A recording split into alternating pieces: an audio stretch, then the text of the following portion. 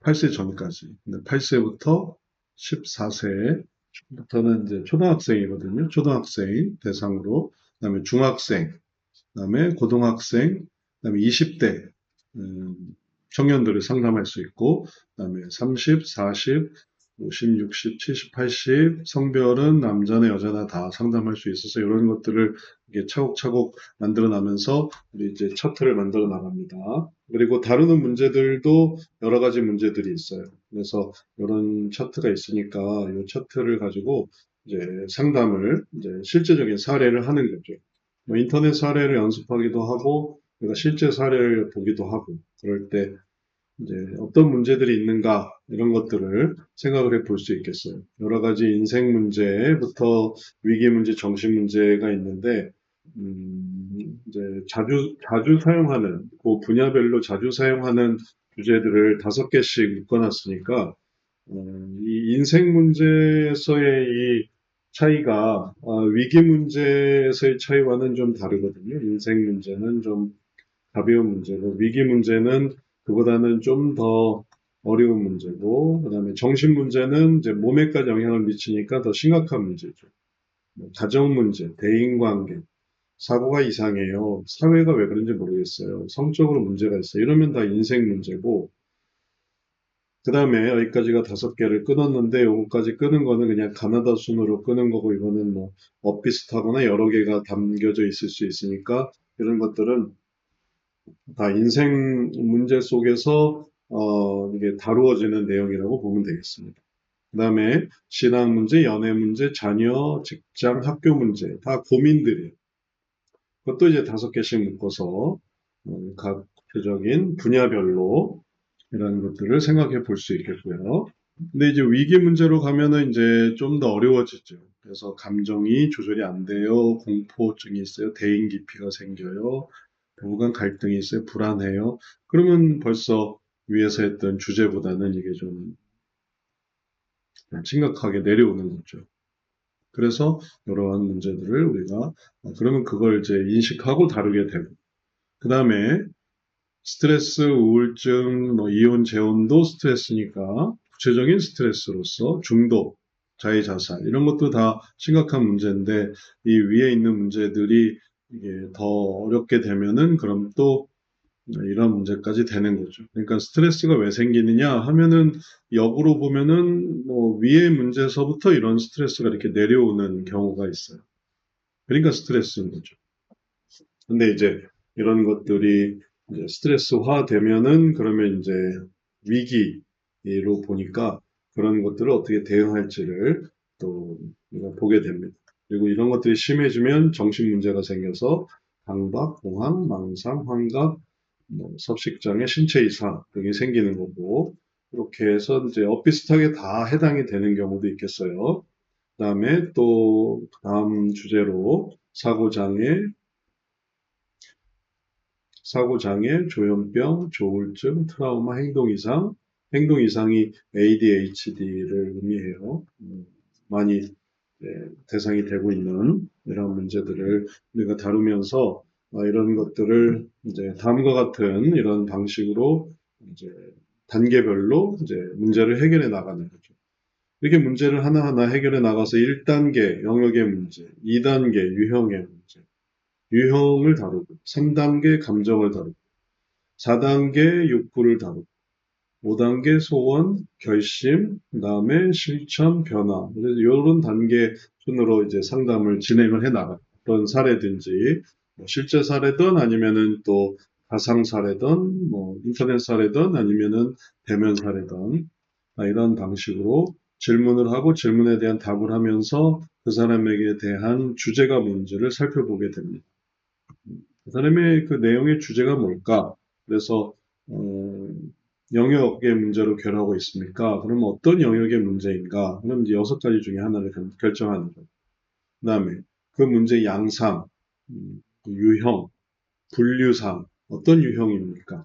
그럴 때 문제가 여기 중에 어떤 문제라는 것을 이해할 수 있고, 그 다음에 그럴 때 감정은 어떤 감정 때문입니까? 그래서 감정도 생각해 보면 그러면서 이제 상담을 다루어 나가는 거거든요. 이 6가지 감정 중에 하나를 선택하고. 또 그럴 때 그 감정을 갖는 이유는 어떤 욕구 때문입니까? 욕구를 찾을 때 6가지 욕구 중에 하나를. 그다음에 변화를 이제 이루기 위해서 여기까지는 문제를 인식하는 단계고 또 여기는 원인을 이해하는 단계고 그다음에 5단계부터는 방법을 적용하는 단계예요. 그래서 소원은 무엇입니까? 그래서 소원에 6가지 소원이 있어요. 소원을 생각하게 하면서 이제 이 욕구를 다룰 수 있는 더 좋은 마음을 갖는 거죠. 그리고 결심.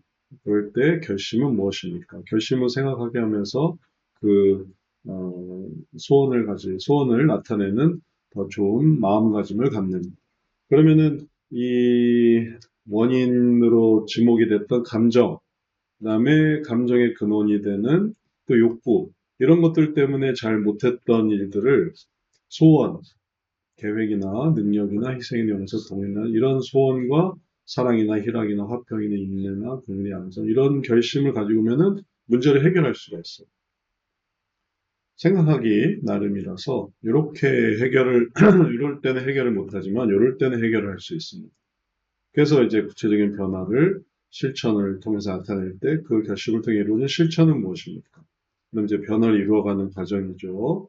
그래서 충성, 운유, 절제, 경건, 덕행, 우애 중에 하나의 실천을 생각해보고 삶의 변화도 이루어야 이제 이게 아주 확고하게 서거든요. 그래서 변화를 이루는 모습으로 훈련, 연합, 교육, 교제, 봉사 다 성경적인 주제로 우리가 이렇게 이 상담을 진행하게 됩니다. 그래서 이렇게 해서 1단계부터 8단계까지 딱 상담을 진행하면은 그러면은 상담이 끝이 나는 것이고 이제 이런 내용들을 이제 어떻게 진행하고 그거를 진행하는 것의 의미는 뭐냐라는 게 이제 우리가 이번 학기에 심화 과정에서 계속 생각을 해 봤던 것들이에요. 그래서 이렇게 본다는 거는 이 단계를 이렇게 한다는 거는 이제 정신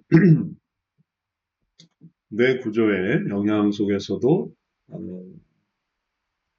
이걸 옆으로 다시 배치를 하면은 영역부터 1단계 영역부터 유형, 감정, 욕구, 소원, 결심, 실천, 변화 8단계까지 가는데 이거는 각각의 과정을 이루어가는 내용이 되었어요. 그래서 문제인식, 반대는 문제를 부인하는 과정인데 문제를 부인하지 않고 문제를 인식할 수 있는 것이 이제 시작이 되는 또 원인을 이해한다라는 거는 반대는 원인을 무시하는 그래서 원인을 무시하지 않고 원인을 잘 이해할 수 있게 하면은 이제 변화를 이룰 수 있는 거죠. 방법 적용도 방법을 망각하거나 방법을 무시하거나 이런 것에서 방법을 이제 해보는 그다음에 변화 형성을 이루는 것은 변화를 거부하는 것이 아니라 변화를 잘 만들어내는 것을 말하는 거니까 이런 과정으로 이제 이런 문제를 해결해 나갑니다. 그리고 그럴 때 그냥 뭐 영역에서 유형으로 넘어가는 게 아니라 선순환 사고 활동을 해야만 이게 유형을 알게 되는 거고 악순환 사고 활동을 하게 되면은 유형을 알 수가 없어요.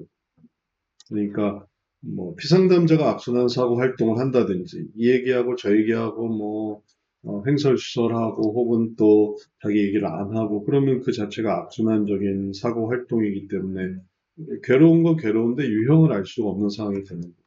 근데 이제 그거를 이제 상담자가 선순환 사고와 활동을 통해서 유형을 알아내게 되면은 그럼 이제 문제를 인식하는 그런 좋은 결실을 만들 수 있는 거기서 또 선순환 사고를 계속 해야 돼요. 그래야 악순환 사고를 이제 극복을 해서 악순환 사고 때문에 이제 다음 단계로 못 넘어가는 거를 넘어갈 수 있는. 그럼 이제 감정을 알아내는. 또 선순환 사고를 해서 욕구를 알게 돼요. 거기도 악순환 사고를 하게 되면 욕구를 무시하거나 아니면은 부인하거나 그러거든요. 그러면 또 감정에 이제 매이는 사람이 되는 거죠. 근데 선순환 사고를 하면은 감정을 알고 욕구를 깨달아지면서 그러면서 그 자체가 뭐가 되냐면은 이성적인 그런 마음을 가질 수 있습니다. 감정을 이성적으로 다루는 거죠. 그리고 선순환 사고 활동을 또 계속 하니까 그 다음에 욕구라는 건 이제 없는 거거든요. 없는 것에 이끌리는 게 아니라 있는 것을 사모할 때 이제 그거를 이제 활용을 할 수가 있어요. 그럼 이제 방법 적용으로 넘어갑니다.